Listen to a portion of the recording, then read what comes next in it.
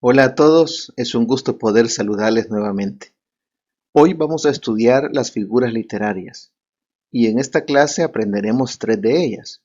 La primera será la alegoría, la segunda será la ironía y vamos a finalizar con la sinestesia. Comencemos con la alegoría. La alegoría consiste en una sucesión de metáforas de manera continua. Dicha sucesión evoca una idea compleja. Recordemos que una metáfora es una comparación, pero que a diferencia del símil, la metáfora no utiliza nexos. El símil sí los utiliza. Utiliza nexos como la palabra como, tan, semejante a. En cambio, la metáfora no utiliza nexos. Y lo que hace la metáfora es comparar una cosa con otra, asumiendo que una de ellas es idéntica a la otra. Veamos un ejemplo para que nos quede más claro. En este ejemplo de Lope de Vega, que se lee de la siguiente manera: pobre barquilla mía, entre peñascos rota, sin velas desvelada y entre las olas sola. Veamos cómo se hace la sucesión de metáforas en este texto. La primera palabra que podemos identificar es la palabra barquilla. La palabra barquilla se está comparando a la vida de una persona, al alma de una persona. Como vemos ya aquí ya se está realizando una comparación. Pero si seguimos analizando el texto encontramos la palabra peñascos. La palabra peñascos va a tener una connotación diferente, porque la palabra peñasco se va a referir a las dificultades o a los problemas que puede enfrentar una persona. En el texto podemos encontrar otra metáfora: sin velas.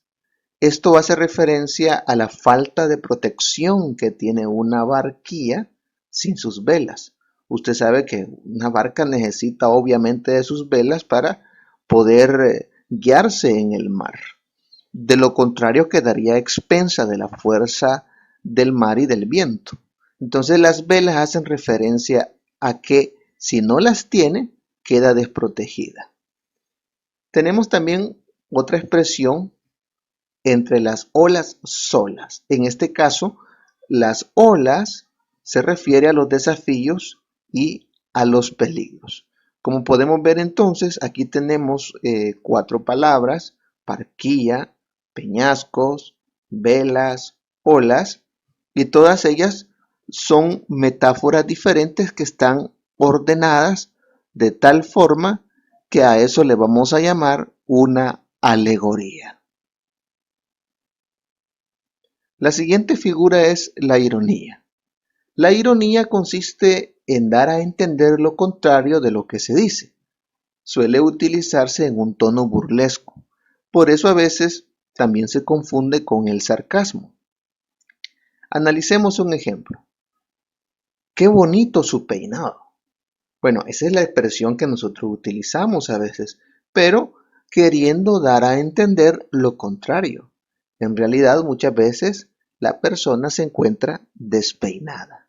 Eso es una ironía, dar a entender lo contrario de lo que se dice. Finalmente, estudiemos la sinestesia. La sinestesia le atribuye una sensación a un sentido, ya sea el olfato, el gusto, el oído, que no le corresponde. Es decir, que hace una mezcla de las sensaciones de los sentidos. Veamos unos ejemplos. Este ejemplo es de Francisco López de Zárate. En colores sonoros suspendidos, oyen los ojos, miran los oídos. Observemos. La palabra colores corresponde al sentido de la vista, pero sonoros corresponde al sentido del oído. En este caso se está entrecruzando, porque sabemos que los colores no tienen sonido. Sigamos analizando el texto. Oyen los ojos. Sabemos muy bien que la característica o el atributo de oír o escuchar corresponde al oído y no a los ojos. Y en el último verso, miran los oídos. Sabemos muy bien que a los oídos no les corresponde el sentido de la vista, sino a los ojos. Es así como se da el cruce, la mezcla entre las sensaciones de un sentido a otro. A eso le vamos a llamar sinestesia. Muchísimas gracias por su atención. Nos vemos en una próxima clase.